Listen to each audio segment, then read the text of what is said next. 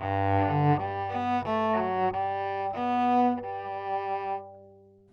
there, I'm Neil Johnston, winemaker for Dumas Station Wines, and I'm here to introduce myself to you.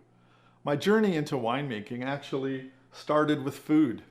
I cooked for a living for 6 years right after high school, and I fell in love with learning to prepare great food for people in a fine dining restaurant. At the time, I thought wine was a fascinating and delicious and mysterious companion to food, but I didn't know much about it, and I felt compelled to learn everything I possibly could.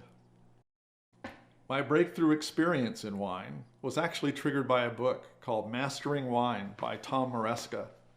Rather than just reading about wine, Tom's book sent me to the store armed with a shopping list for flights of wine. 40 flights of wine to be exact. That's 80 bottles from all around the world. And I can still remember the wine store manager's eyes lighting up when I told him what I needed to buy. Well, tasting through the wines with Tom's expert tasting notes opened my senses, and his commentary on countries, regions, and vineyards made me thirsty for more. Fast forward a few years, and I moved to the city of Napa, where just for fun, I took formal training in wines and spirits, earning the WSET Level 2 and Level 3 award qualifications.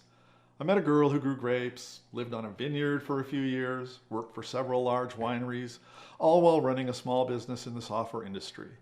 During that time, she and I had Syrah vines lining our driveway, and each harvest we made our amusing house wine in the garage.